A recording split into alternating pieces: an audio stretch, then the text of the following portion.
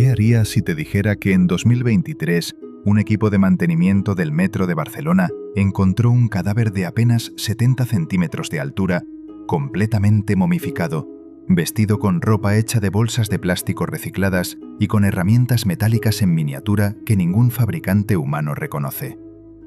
¿Por qué la Policía Nacional cerró la estación de Lesseps durante 48 horas sin dar explicaciones oficiales?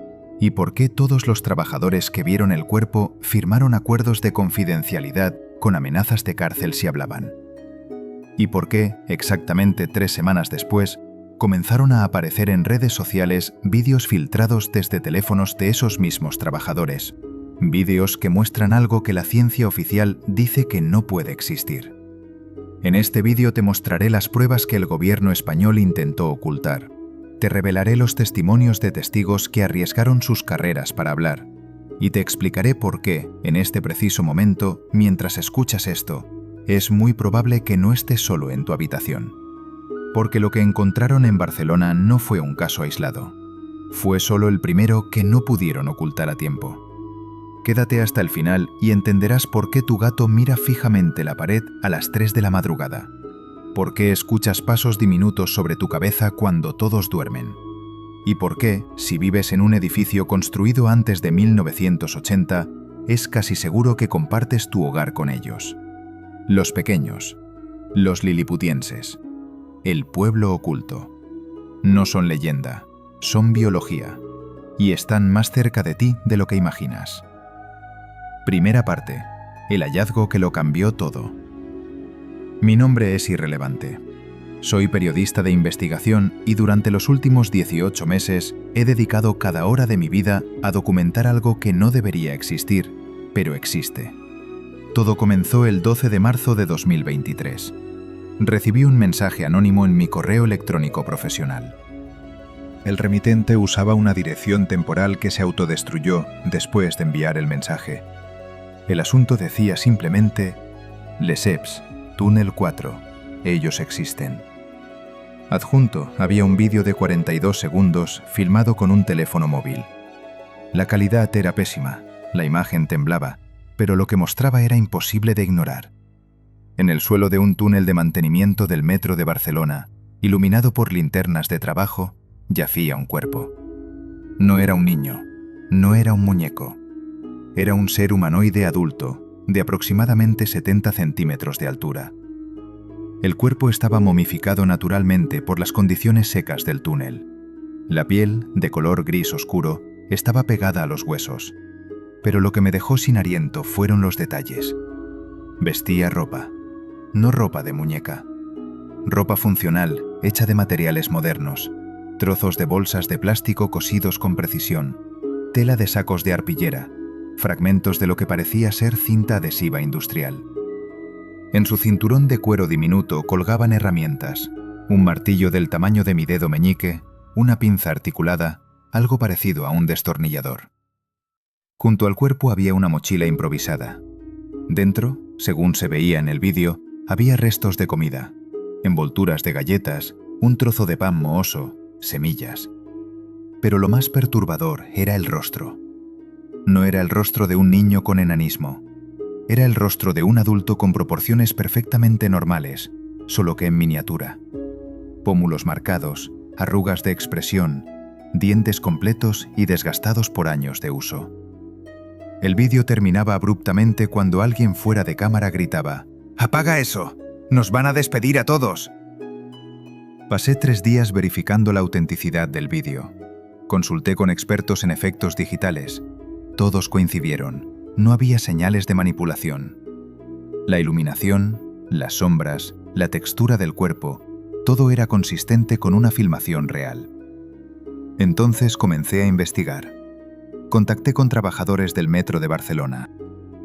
La mayoría me colgó el teléfono. 2 me amenazaron con denunciarme. Pero uno, al que llamaré Miguel, accedió a hablar conmigo en persona, lejos de cámaras y grabadoras. Nos encontramos en un bar del barrio de Gracia. Miguel tenía 48 años, 25 de experiencia en mantenimiento de túneles. Sus manos temblaban mientras bebía su café. «Lo que viste en ese vídeo es real», me dijo. Pero es solo la punta del iceberg. Llevamos años encontrando cosas. Herramientas diminutas, túneles que no están en los planos, marcas en las paredes. Pero nos ordenaron no hablar. Nos dijeron que si decíamos algo, nos acusarían de sabotaje o de estar locos. Le pregunté qué más había visto. Miguel miró alrededor, asegurándose de que nadie nos escuchaba. En 2019, en la línea 5, encontramos una cámara. Estaba entre dos túneles principales, en un espacio que según los planos no debería existir. Dentro era como una casa. Muebles hechos de cartón y alambre, platos diminutos hechos de tapas de botellas, y en la pared, clavada con un clavo, había una fotografía humana de los años 80. Una familia posando frente a un edificio. Alguien había estado observando a esa familia. Alguien pequeño. Le pregunté qué hicieron con la cámara. La sellaron con hormigón esa misma noche, como si nunca hubiera existido. Miguel me dio los nombres de otros 3 trabajadores que habían visto cosas similares. Todos tenían la misma historia. Hallazgos extraños, órdenes de silencio, amenazas veladas. Pero ninguno tenía pruebas físicas. Todo había sido confiscado o destruido, excepto el cuerpo de Lesseps. Según Miguel, el cuerpo fue trasladado a un laboratorio forense privado, no al Instituto de Medicina Legal oficial. La autopsia fue realizada por un equipo externo. Los resultados nunca se hicieron públicos. Pero Miguel conocía a uno de los técnicos que estuvo presente durante la autopsia. Y ese técnico, después de 3 copas de whisky, le contó algo que Miguel nunca olvidaría. El cuerpo era biológicamente humano, ADN humano, pero con mutaciones que no aparecen en ninguna base de datos médica. El esqueleto era proporcionalmente idéntico al de un adulto humano, solo que en miniatura. Los órganos internos estaban perfectamente formados y funcionales. No era un feto, no era un caso de enanismo, era un adulto de una variante humana desconocida. Le pregunté a Miguel si creía que había más. Él me miró con ojos cansados. No es cuestión de creer, los veo. Todos los que trabajamos en los túneles los vemos. Sombras que se mueven demasiado rápido, sonidos de pasos diminutos, herramientas que desaparecen y aparecen en lugares imposibles. Ellos están ahí, siempre han estado ahí, solo que ahora, por alguna razón, están saliendo más a la superficie. Segunda parte. La red global. Después de mi encuentro con Miguel, amplié mi investigación. Si esto estaba ocurriendo en Barcelona, ¿estaba ocurriendo en otras ciudades? La respuesta fue aterradora. Sí. Comencé a buscar en foros de trabajadores de mantenimiento, grupos de Facebook de empleados de metro y alcantarillado, subreddits de experiencias paranormales. Filtré miles de publicaciones buscando patrones específicos, avistamientos de seres pequeños, túneles no oficiales, herramientas diminutas. Lo que encontré fue un patrón global.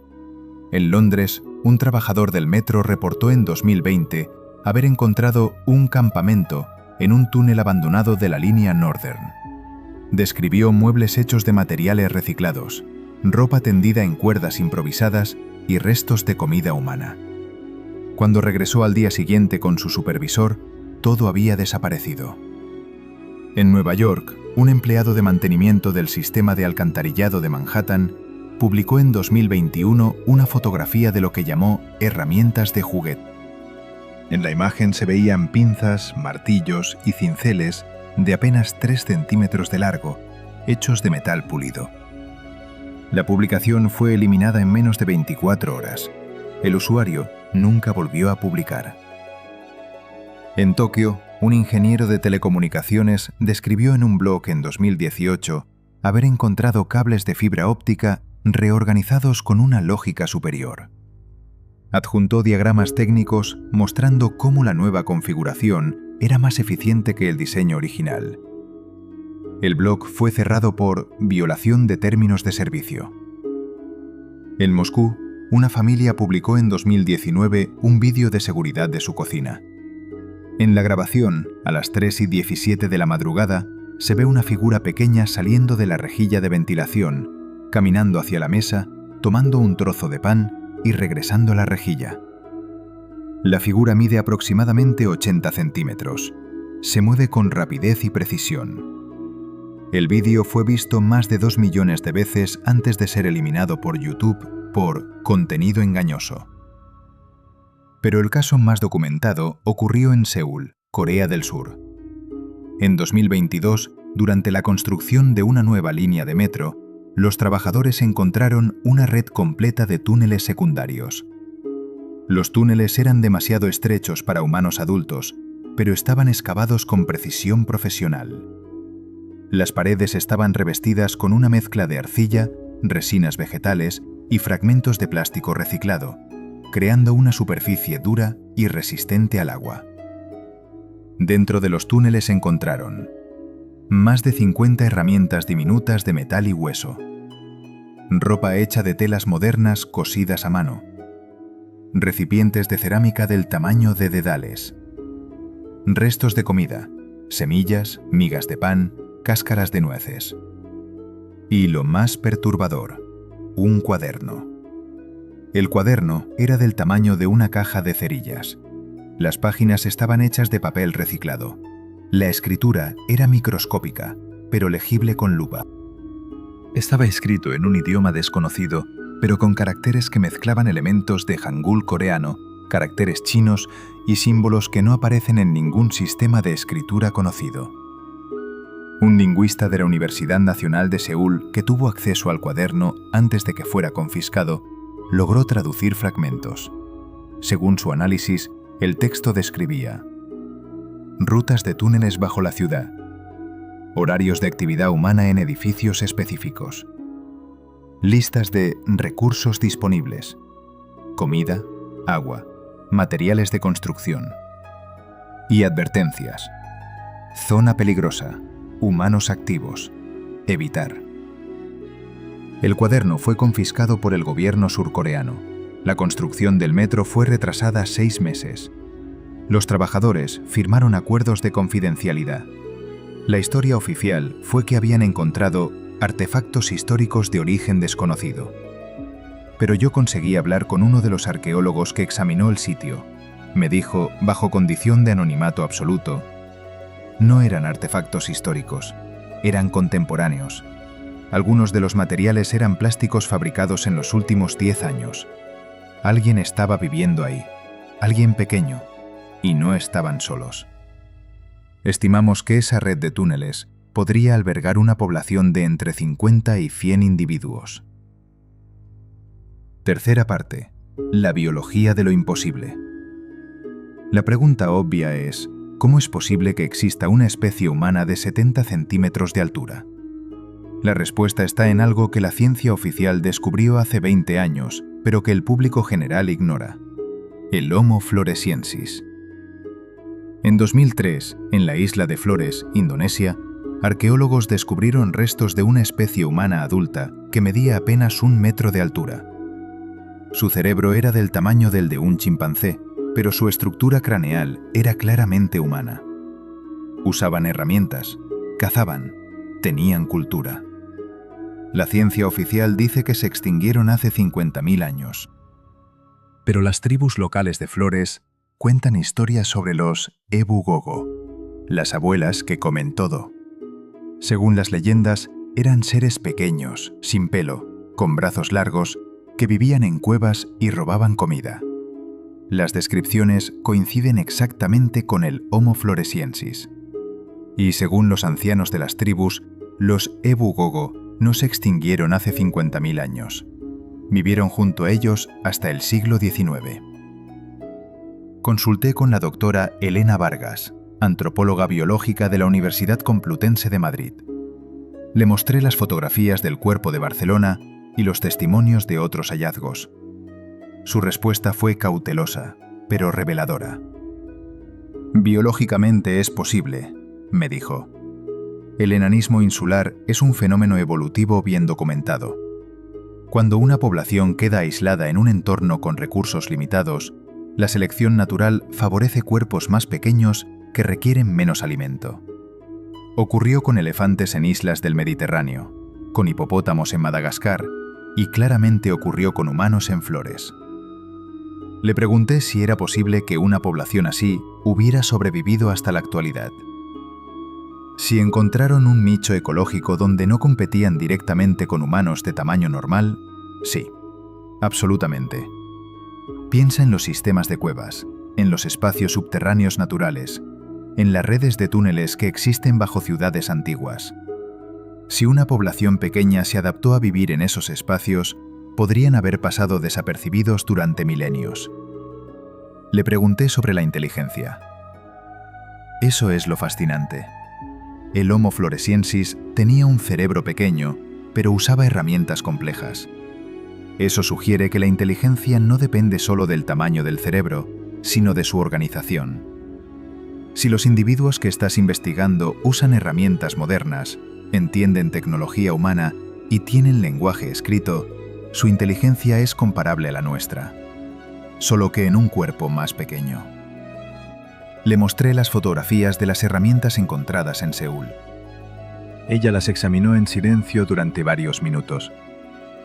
«Esto no es primitivo», dijo finalmente. «Esto es ingeniería de precisión. Mira las articulaciones de esta pinza. Mira el filo de este cincel. Esto requiere conocimiento metalúrgico avanzado. No estamos hablando de una especie primitiva. Estamos hablando de una cultura tecnológica paralela». Cuarta parte. Los testimonios personales. Después de publicar mis primeros artículos en un blog independiente, comencé a recibir cientos de mensajes de personas comunes que afirmaban haber tenido encuentros con los pequeños. Al principio fui escéptico.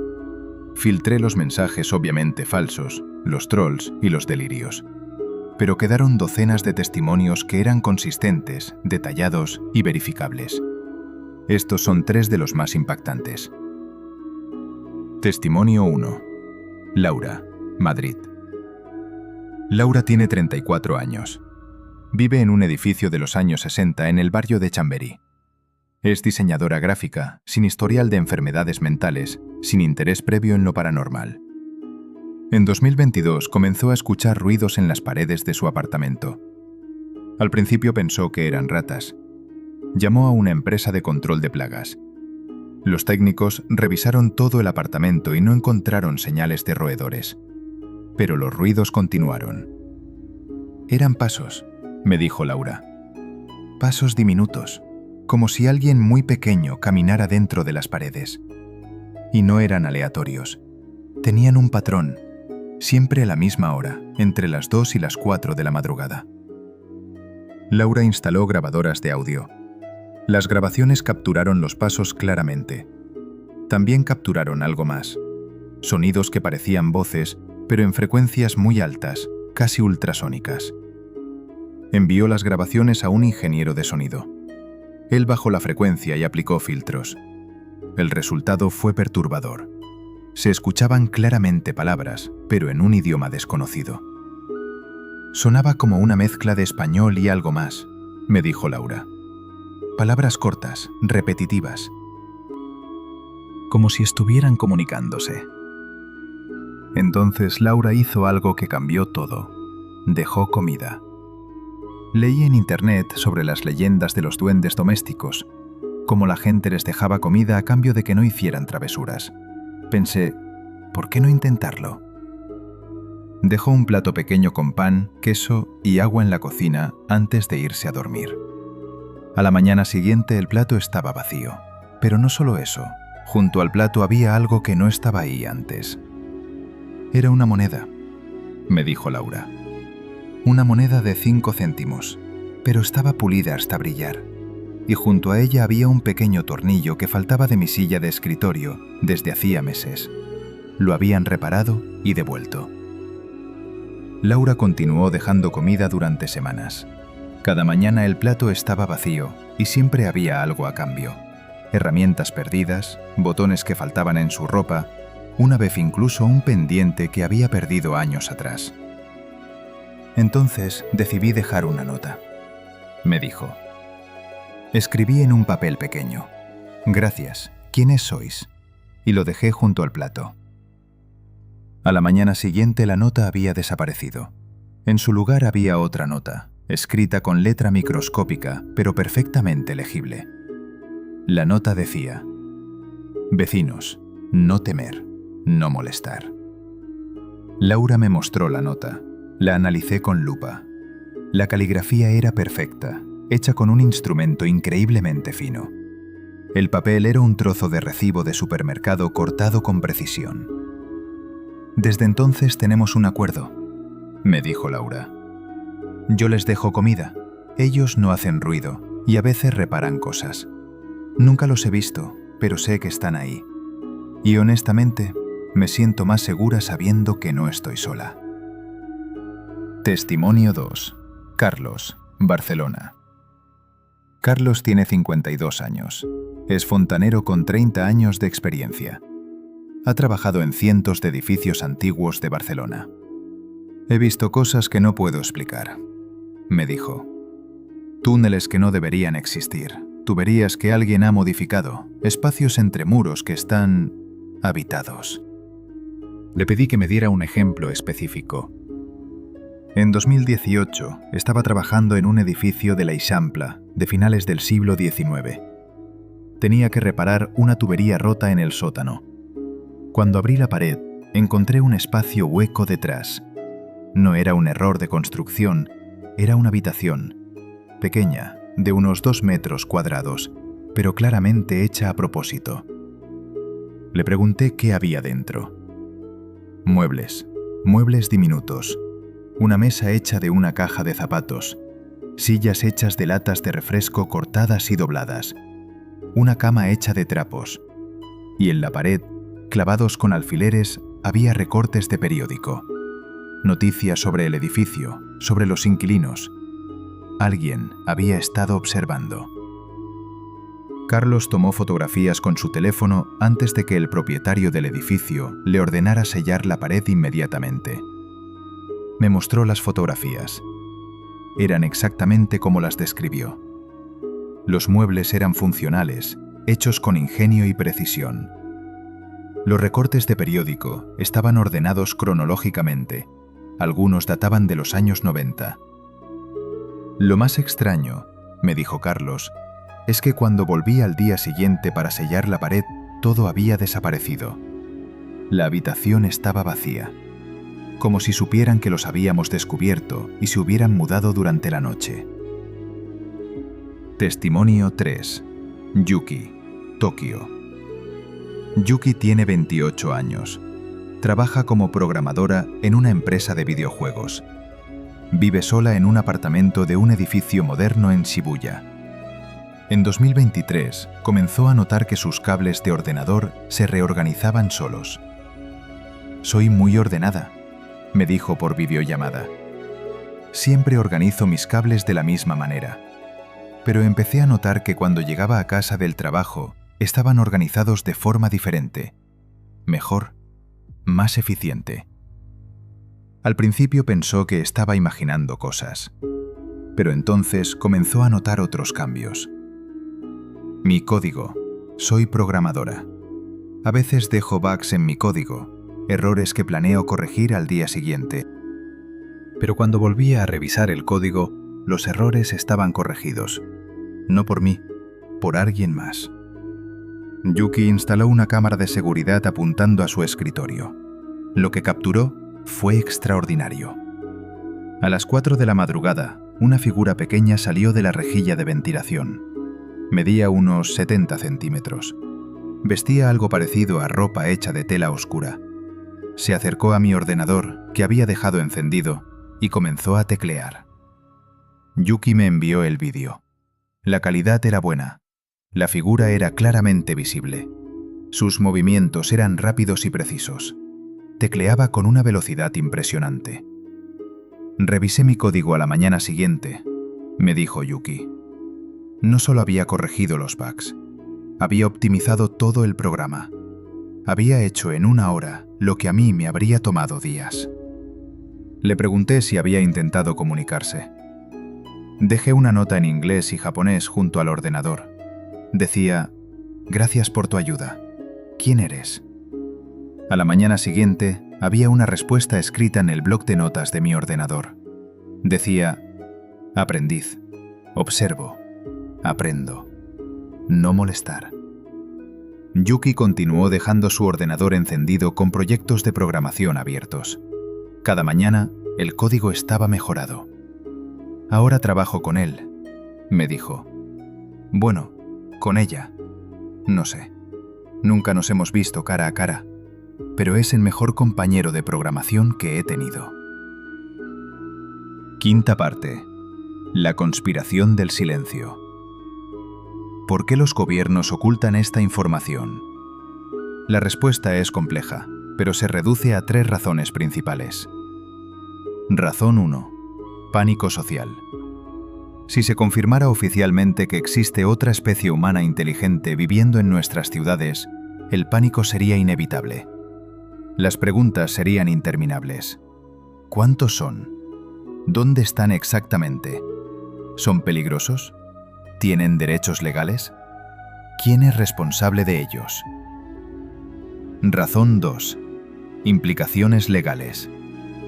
Si los pequeños son legalmente humanos, tienen derechos. Derecho a la propiedad. Derecho a no ser desalojados. Derecho a existir en los espacios que han habitado durante siglos.